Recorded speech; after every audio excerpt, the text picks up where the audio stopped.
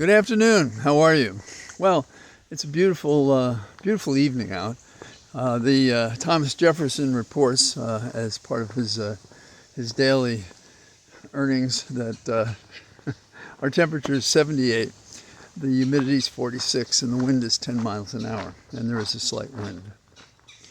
The mention of Jefferson in my weather report, I will be prompted to reference some history, I think, if I follow what's kicking around in my head. But let's start with a supporter of Trump's in one of those sessions, interviewed by a television host, rather than embarrass anybody.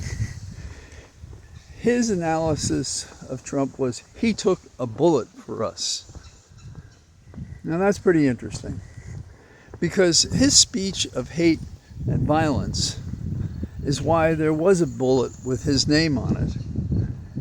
And it's no defense that when he was inciting the public to violence, he thought it would be directed at Democrats or others than himself. This is an example of the roguish, criminal, mobster-like attitude of this man. There is no engagement with the community of man and woman, of humans, of our nature, of our getting along, helping each other. Now, it struck me that if I had heard that from a group, I would then follow up with questions. And I don't think you can do these jobs as host or reporter if you're not curious enough to say, well, explain that to me. He took a bullet for us, but did he create it? Was he responsible in some way for it? Has he created a violence in the community? Do you forgive him for that? What do you think about him inciting to riot to take over the government? Now, I don't understand the failure to see those are the questions to ask.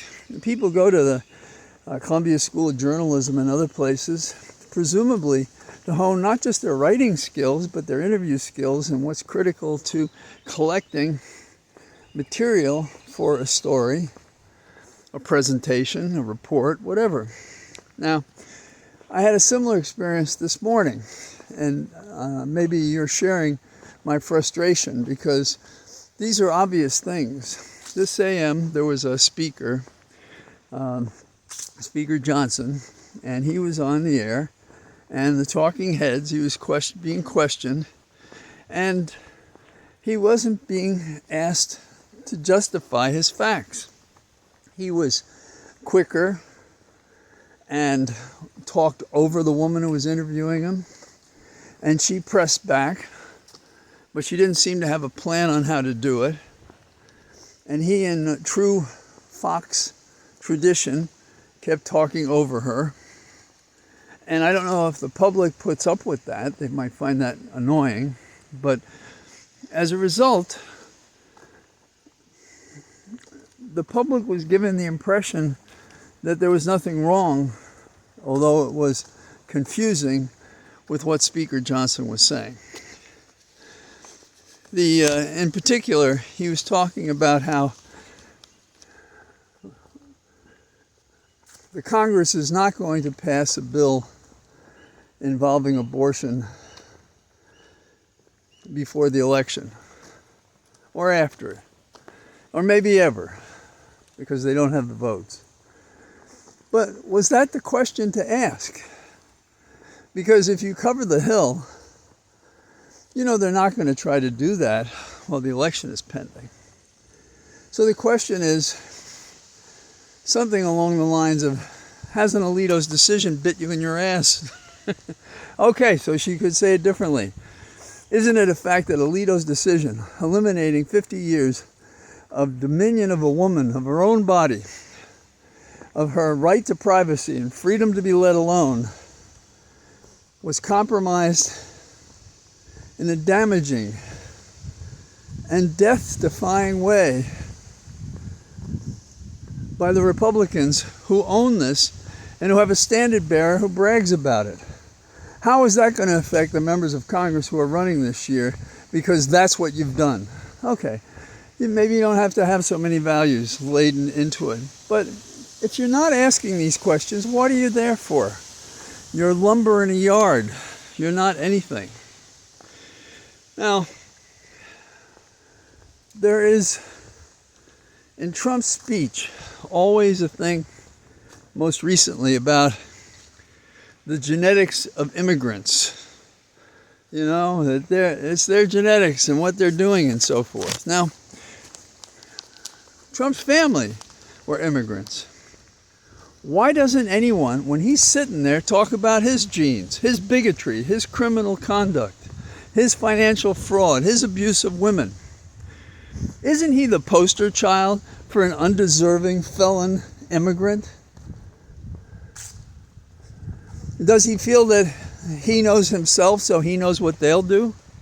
What immigrant has done anything comparable to what a person elected to the President of the United States has done before, during, and after he was in office?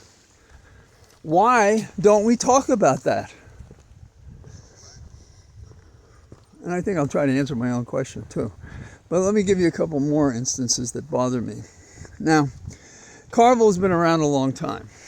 And Carville has special political abilities, no question about it.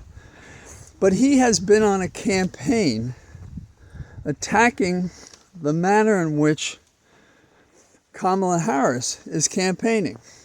How is she campaigning? Well, in addition to the rallies and a whole variety of other Vogue covers and so forth, she's appearing on shows and answering questions. Why is she doing that? She's doing that because the book on her is We Don't Know Her. So let people ask her questions so we can know her. Some of them are as friendly and celebratory as when she was on Colbert. So what is wrong with that? She's reaching a large group of people. You know, they say if you get a person who is as a point of reference, who is relied upon by 100,000 other people, 10 million other people, 20 million other people, and they see and hear you, you're answering that question. Who am I, Kamala Harris? So what is going on when Carville says, as recently as the Sunday edition of the New York Times, that, you know, she should go out and she should be asking questions? Now, exactly what forum is she in to ask questions? Is he saying she should hold a series of press conferences? I don't know. And if he really believes that she should be doing something else, why is he broadcasting it and prodding and making it a negative that she's doing all these shows? She is campaigning. And I think she's doing it effectively. Now, the polls are getting closer, so what's that about? Is that about lazy hosts? Is that about bad journalism?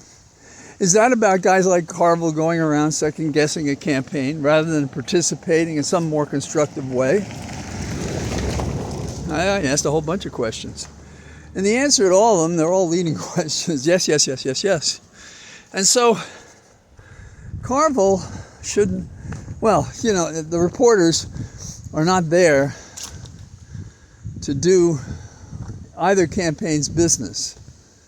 So who's at fault? Well, Carville, when he shows up and speaks this way, and he's got freedom to do so, but we should hang the albatross around his neck if this becomes too close or a loss because of his bullshit, because it's only going to take a little bit, if we can read the polls, it's only going to take a little bit to turn this upside down. Now, each of these things I say underscore that the people have to run around this kind of nonsense. Failed journalism, corporate communication companies thinking more of their bottom line than of the future of America, and I think that is part of it.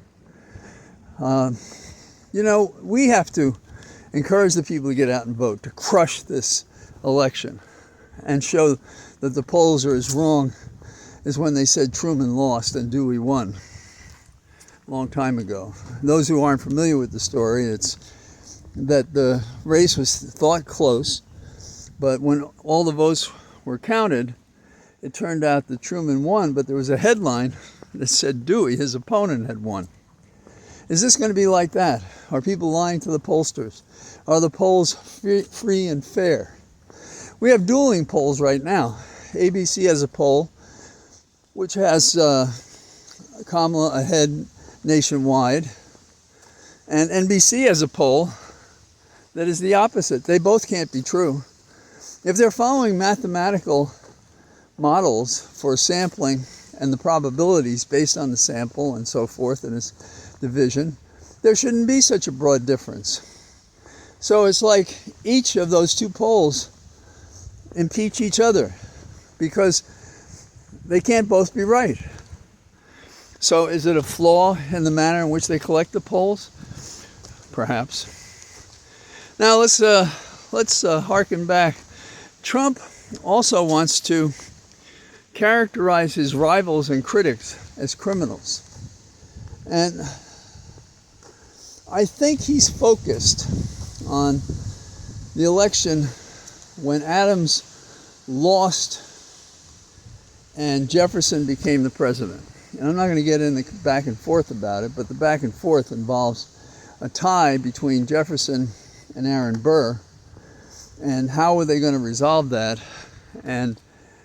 But one of the reasons the race ran like that is because Adams was in support of the Alien and Sedition laws. And the sedition laws compromise freedom of speech and of press. And they provided for penalties, including criminal penalties, if a person impeded U.S. policy or defamed its officials. And the idea was to choke the Jeffersonians. You might think of them as the earliest Democrats, I suppose, against the Federalists headed by Adams. And the nation recoiled from Adams' initiative because they did not think that you should make it criminal what one says to, quote, in the language that Adams approved, defaming a public official. And there were prosecutions under this act. That's what I think Trump is hearkening back to it. I'm sure he asked some staffer, has anybody ever done such and such? And he was probably told yes. Now, I would add, for all his brilliance at finding this historically, that this worked against Adams. And some thought it was a factor in why Jefferson could become president after Adams had only been a president for one term. So how does that work for Trump? Well, these are different times. It's more complicated. Do the people understand it? And in this campaign, if there's anything that Trump does, is to flood us with lies upon lies upon lies. And that's why the host of a show who's going to interview him, you got to know your facts, you got to be ready, you have to be on your toes, and you have to fight. You can't be sitting there and just allowing a person to speak. That is not your role. Your role is not to necessarily be a partisan, but we're talking about confirming and correcting facts on the fly as they're misstated and lied about by whether it's Speaker Johnson or Trump or Vance. We can't have that happen. And it is. And I think it's part of the narrowing of the polling that's going on between Trump and Harris. So that's what I got.